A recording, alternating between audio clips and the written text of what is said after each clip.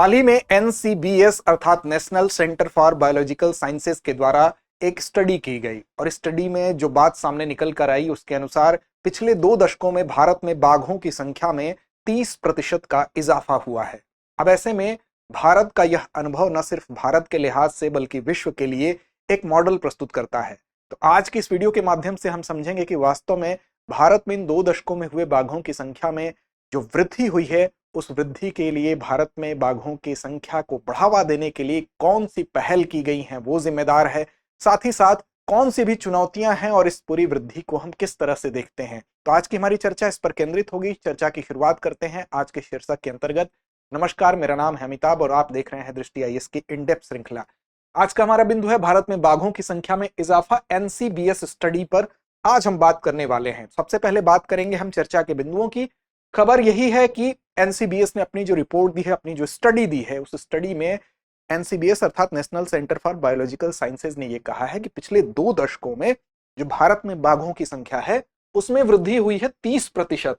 और 30% की वृद्धि काफी उत्साहजनक वृद्धि है। तो इस वृद्धि को पूरे विश्व के लिए एक मॉडल के तौर पर भी देखा जा रहा है। तो इसकी हम चर्चा करेंगे, इसी वजह से यह चर्चा में है। अब भारत में बाघ संरक्षण की जो पहलें की गई हैं इससे पहले उस पर एक नजर हम डालेंगे संक्षिप्त रूप में। इसके अलावा इसका क्या महत्व है, कुछ चुनौतियों पर भी बात करेंगे। अभी वो कुछ ऐसी चुनौतियां हैं जिन पर अगर हम जिनको दूर कर लें, उन चुनौतियों का सामना कर लें तो ये और बेहतर परिणाम दे सकती हैं। साथ ही साथ अंत में एक अभ्यास प्रश्न होगा, पीवाईक्यू की महत्ता को देखते हुए एक प्रीलिम्स के लिहाज से प्रश्न होगा और एक प्रश्न आपके मुख्य परीक्षा के लिहाज से होगा। सामान्य अध्ययन के प्रश्न पत्र 3 से जोड़ के इस खंड को आप देख सकते हैं।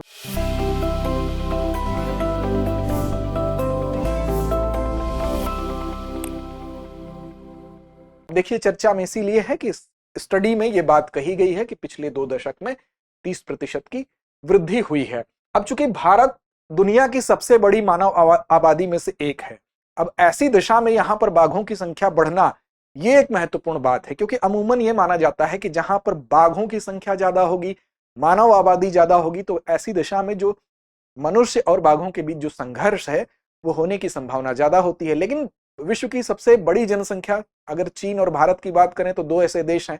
तो ऐसी दिशा में भारत बड़ी जनसंख्या होने के बावजूद अगर इस उपलब्धि को पाता है तो ये एक मॉडल प्रस्तुत करता है पूरे विश्व के लिए। अब बाघ लाखों लोगों के साथ सह अस्तित्व में यहां रह रहे हैं, ये बात प्रमाणित होती है। तो इसी पर आज हमारी चर्चा केंद्रित होगी, देखेंगे इसमें कितनी सच्चाई है। तो देखिए, भारत में बाघ संरक्षण पहल वो कौन कौन सी ऐसी पहलें रही जिसकी वजह से ये परिणाम देखने को मिला, उस पर एक नजर हम डालेंगे, उस पर हम बात करेंगे। अगर बाघ की बात करें तो देखिए बाघ क्यों इंपॉर्टेंट है। एक तो ये देखिए शीर्ष शिकारी होता है और खाद्य श्रृंखला के शीर्ष पर होता है। इसका मतलब ये हुआ कि खाद्य श्रृंखला में जो बाघ है वो एक महत्वपूर्ण कड़ी है। अगर बाघ की संख्या प्रभावित होती है किसी भी देश में तो वहां पर जो पारिस्थितिक असंतुलन है वो देखने को आपको मिलेगा, क्योंकि बाघ अगर कम होते हैं तो वहां पर जिन पर ये आश्रित होते हैं ऐसे जीव जंतुओं की संख्या अप्रत्याशित रूप से बढ़ेगी और कहीं ना कहीं वो जो जीव जंतु होंगे वो पारिस्थितिक असंतुलन को जन्म देंगे।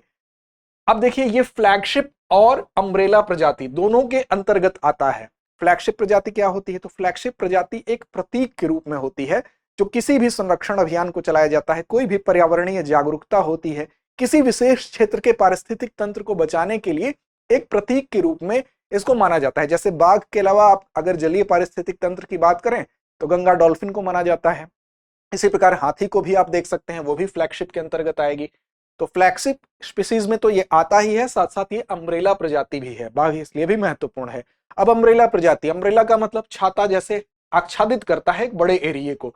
तो इसका मतलब ही हुआ कि बाघ का मतलब, अम्ब्रेला स्पीसीज का मतलब कि अगर हम बाघ का संरक्षण करते हैं तो इसी के संरक्षण में जितने एरिया में इसको हम संरक्षित करने के लिए जिस एरिया का संरक्षण करेंगे तो पूरा पारिस्थितिक तंत्र अपने आप संरक्षित होता है। तो इसके संग संग एक बड़े क्षेत्र का अपने आप संरक्षण होता है, इसलिए इसको अम्ब्रेला स्पीशीज के अंतर्गत भी शामिल किया जाता है। अब अगर भारत के लिहाज से आप देखें तो भारत में जो भी वैश्विक आबादी है बाघों की, उसके लिहाज से भारत में 75% आबादी है, इसलिए भी भारत के लिहाज से एक इंपॉर्टेंट चीज है। इसके अलावा देश में वर्तमान बाघों की आबादी आप देखेंगे तो 3682 है, जो कि 2022 की जो बाघ गणना है उसके अनुसार हम बात कर रहे हैं। अब बाघ को आईयूसीएन रेड लिस्ट में लुप्त प्राय के रूप में भी सूचीबद्ध किया गया है। तो इस लिहाज से भी ये जो वृद्धि है एक सकारात्मक संकेत के रूप में देखी जा सकती है और हालिया रिपोर्ट तो इसको और पुष्ट करती है। तो इसीलिए अब हम बात करेंगे भारत में जो बाघ संरक्षण की जो पहले हैं उन पहलों पर चर्चा करेंगे, लेकिन उससे पहले आपको बता दें कि दृष्टि आईएएस मुखर्जी नगर की क्लासेज अब शिफ्ट हो चुकी हैं नोएडा में, और यहाँ पर आईएसडीएस फाउंडेशन प्रीलिम्स मेंस कोर्स का ऑफलाइन बैच जो है हिंदी माध्यम का 21 फरवरी सुबह 11:30 बजे और इंग्लिश मीडियम का 17 फरवरी शाम 6 बजे। इससे संबंधित विस्तार से जानकारी चाहते हैं तो 8750187501 वो नंबर है जिस पर कॉल करके आप विस्तार से जानकारी हासिल कर सकते हैं। साथ ही साथ जयपुर की बात कर लें, आईएसडीएस फाउंडेशन बैच की 19 फरवरी सुबह 8 बजे, 24 फरवरी सुबह 11 बजे और 24 मार्च सुबह शाम 5:30 बजे से नया बैच प्रारंभ हो रहा है। अब देखिए, भारत में बाघ संरक्षण पहल की अगर बात करें तो यहां पर पहले चर्चा आएगी प्रोजेक्ट टाइगर की। देखिए, एक समय ऐसा था कि 1900 के आसपास लगभग 40,000 बाघों की बात की जाती है।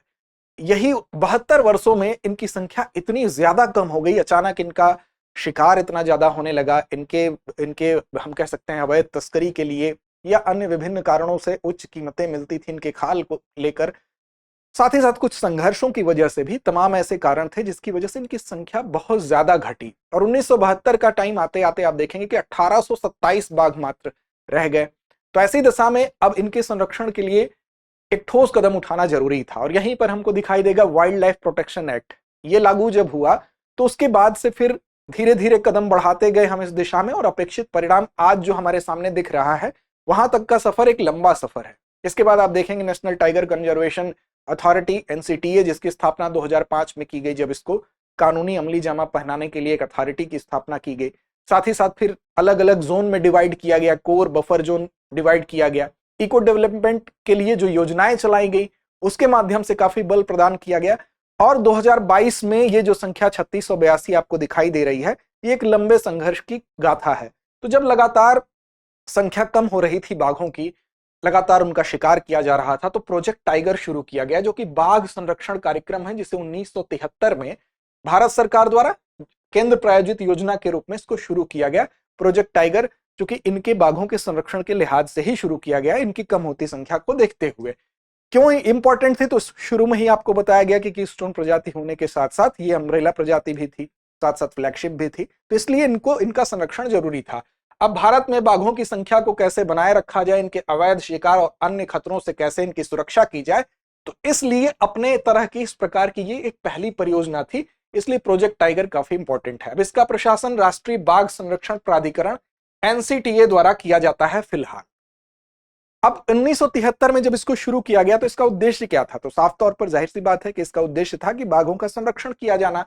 तो चूंकि बेसिकली ये शुरुआत हुई, जो बंगाल टाइगर था वो लुप्त प्राय, तो उसको अपने प्राकृतिक आवास में फिर से सुरक्षित किया जाए, साथ ही साथ जो व्यवहार्य जनसंख्या सुनिश्चित करना और विलुप्त होने से इसको बचाना।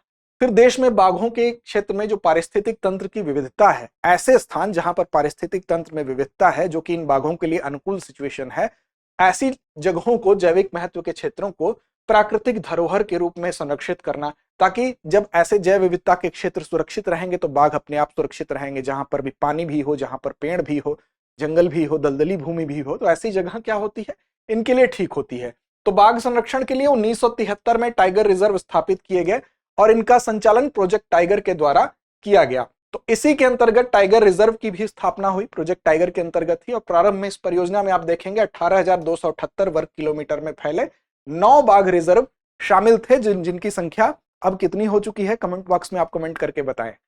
तो ये फिलहाल इसके अंग के रूप में आप देखेंगे कि प्रोजेक्ट टाइगर द्वारा ही टाइगर रिजर्व की भी स्थापना की जानी, इसकी शुरुआत की गई। अब बाघ अभयारण्य की अगर बात करें तो प्रोजेक्ट टाइगर के अंतर्गत ही विशेष रूप से ये नामित क्षेत्र होते हैं, जिसका उद्देश्य क्या होता है, बाघ और उनके आवास का संरक्षण करना। अब प्रत्येक अभयारण्य में कुछ कुछ एरिया को डिवाइड किया गया। जो भी अभयारण्य बनाए गए, बाघ अभयारण्य बनाए गए, उसमें एक कुछ ऐसे एरिया को बनाया गया जो कोर एरिया था। कोर एरिया का मतलब जहां पर मानवीय गतिविधियां एकदम शून्य होती हैं, जो केंद्र में होगा, जहां पर यह कोशिश की जाएगी कि बहुत ही लिमिटेड हस्तक्षेप हो, विशेष रूप से ऐसे क्षेत्र में जहां पर बाघों की, आपको हम कह सकते हैं, उनके आवास में कोई हस्तक्षेप ना हो। तो ये कानूनी रूप से राष्ट्रीय उद्यान या अभयारण्य के रूप में इस एरिया को जाना जाता है, जो कोर एरिया होता है, जहां पर मानव गतिविधियां न्यूनतम होगी। और एक बफर एरिया होगा। बफर एरिया मतलब जहां पर मानवीय गतिविधियां भी हो सकती हैं और बाघों के लिए भी वो जमीन अनुकूल होगी। तो वन और गैर वन दोनों भूमि का जो मिश्रण होगा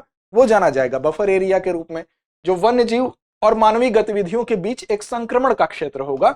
हम कह सकते हैं कि अगर इस तरह से आप देखें, यहां पे ये एरिया क्या होगा, मान लीजिए ये कोर एरिया हो गया, यहां पर बाघों के आवासीय क्षेत्र में न्यूनतम हस्तक्षेप होगा, और ये जो एरिया हो गया यहां पर बाघ भी आ सकते हैं और मानवीय गतिविधियां भी हो सकती हैं। तो एक संक्रमण क्षेत्र के रूप में देखा गया। वर्तमान में आप अगर देखें तो रातापानी के सम्मिलित होने के बाद 57 बाघ अभयारण्य अर्थात 57 बाघ अभयारण्यों की संख्या हो चुकी है। और अगर क्षेत्र की बात करें तो इसमें वृद्धि होकर 82,000 वर्ग किलोमीटर क्षेत्र में ये फैले हुए हैं, जो कि पूरे अगर भारत की जो भूमि है उसके प्रतिशत के लिहाज से देखें तो 2.3% होता है। अब इसके अलावा बाघ जनगणना भी की जाने शुरू की गई। इस प्रक्रिया के माध्यम से क्या हुआ, लगातार बाघों की काउंटिंग के माध्यम से यह देखा गया कि उनकी संख्या कितनी बढ़ रही है या जो संरक्षण के प्रयास हो रहे हैं उसमें कितना सकारात्मक परिवर्तन देखने को मिल रहा है। तो राज्य वन विभाग और भारतीय वन्यजीव संस्थान इन दोनों के सहयोग से NTCA द्वारा हर 4 साल में अर्थात 4 साल में एक बार जो बाघों की गणना है वो की जाती है, और जिसको कि नेशनल टाइगर कंजर्वेशन जो कन्वेंशन जो अथॉरिटी है NCTA के द्वारा हर 4 साल में कौन करता है, तो राज्य वन विभाग और भारतीय वन्यजीव संस्थान इसमें सहयोग करता है।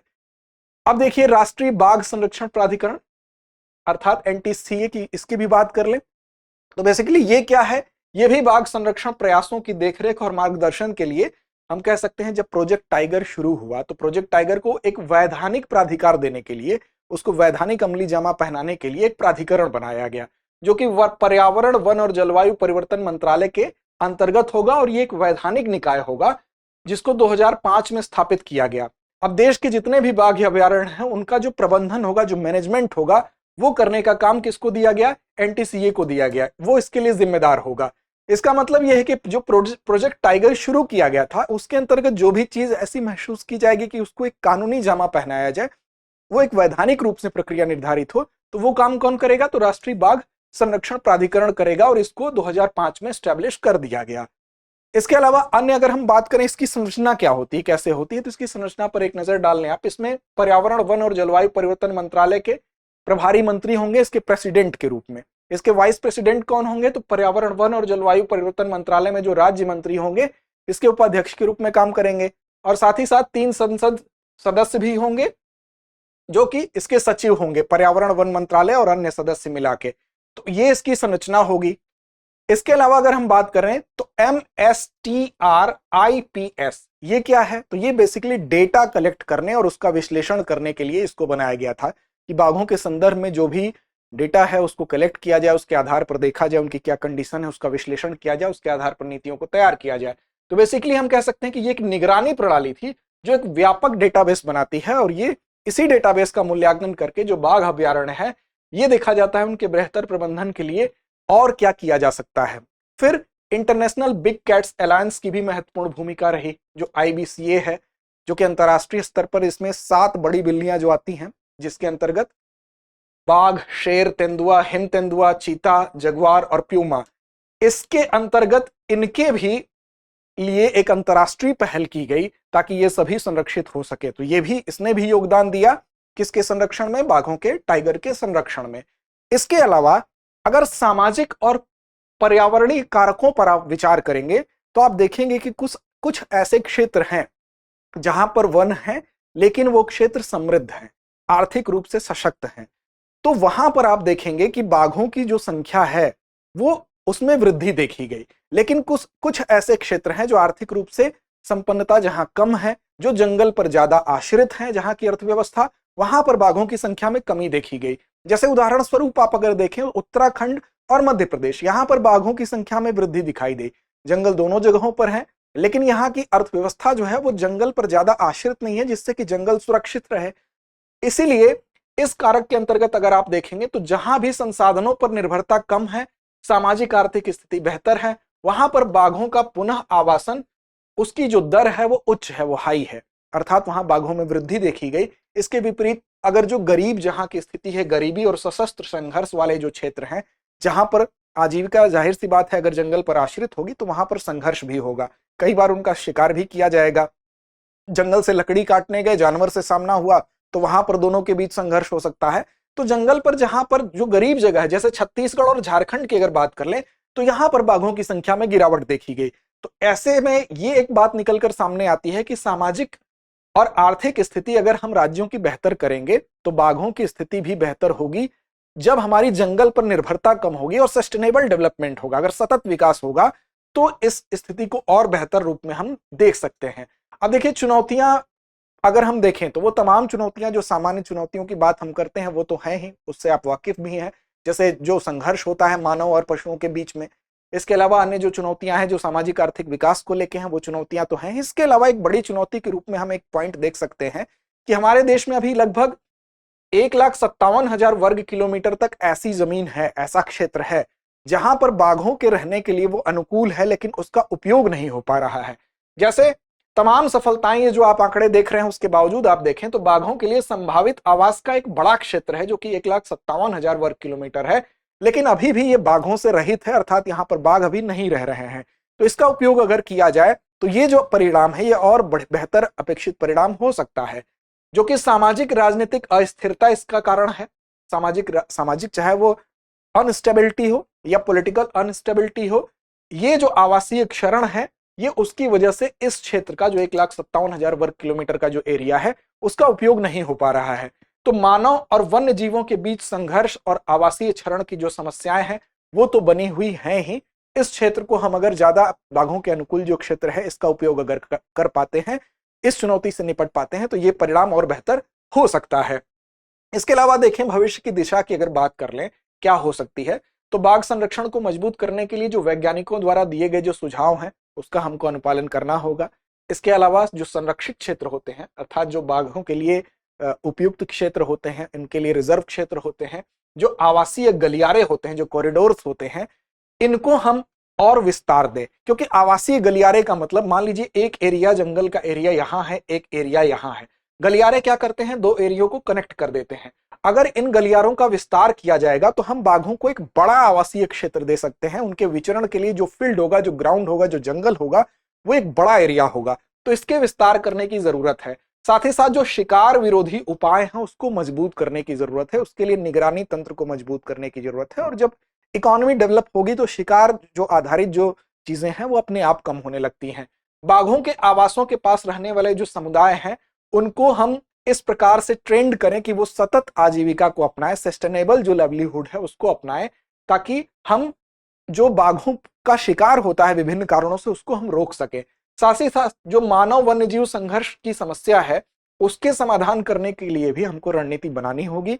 और इसके लिए विशेष रूप से अगर हम कहें तो अर्ली वार्निंग सिस्टम अगर हम इसको और पुख्ता कर सकें, रैपिड रिस्पांस टीम हमारी अगर पुख्ता हो सके, जिसमें कि हम पहले ही चेतावनी प्रणाली ऐसी हमारी मजबूत हो कि अगर किसी क्षेत्र में बाघ आया हो तो उससे संघर्ष को बचाने के लिए अर्ली वार्निंग सिस्टम अगर अच्छा होगा तो हम उस संघर्ष को टाल सकते हैं, उससे बच सकते हैं। साथ ही साथ जो त्वरित प्रक्रिया टीम होगी, जो early response rapid response team होगी, वो जान माल की हानि भी रोकेगी और बाघों के शिकार को भी रोकेगी। साथ ही साथ जो लोकल इस एरिया में रहने वाले, जहां पर बाघों के पाए जाने की संभावना ज्यादा होती है, वहां के लोकल लोगों को स्किल्ड करने की आवश्यकता है, जिससे कि वो स्वयं रैपिड रिस्पांस टीम के रूप में काम कर पाए। तो ये कुछ ऐसे उपाय हैं, कुछ ऐसी भविष्य की दिशाएं हैं जिसको अपनाने के बाद ये 30% का आंकड़ा हो सकता है कि और बेहतर हो और कुछ ही वर्षों में और बेहतर परिणाम हमको देखने को मिल सकते हैं। तो आइए अंत में चलते हैं आज के अभ्यास प्रश्न पर। आज का अभ्यास प्रश्न आपके लिए है कि भारत में प्रोजेक्ट टाइगर की निगरानी कौन करता है। विकल्प आपके सामने है, भारतीय वन अनुसंधान संस्थान, राष्ट्रीय बाघ संरक्षण प्राधिकरण, भारतीय जैव विविधता प्राधिकरण, केंद्रीय प्रदूषण नियंत्रण बोर्ड। साथ ही साथ एक प्रश्न होगा आपके लिए मुख्य परीक्षा के लिहाज से, वो प्रश्न है भारत में बाघों की संख्या बढ़ाने में कानूनी और नीति निर्माण की क्या भूमिका रही है, वन्य जीव संरक्षण अधिनियम 1972 का इस संदर्भ में महत्व बताइए। तो इन दोनों ही प्रश्नों का जवाब आप जरूर दें, लड़ते रहें, अपने लक्ष्य की ओर बढ़ते रहें। डियर व्यूअर्स, अपने एग्जाम की तैयारी को और बेहतर करने के लिए हमारे चैनल को लाइक, शेयर और सब्सक्राइब करना न भूलें।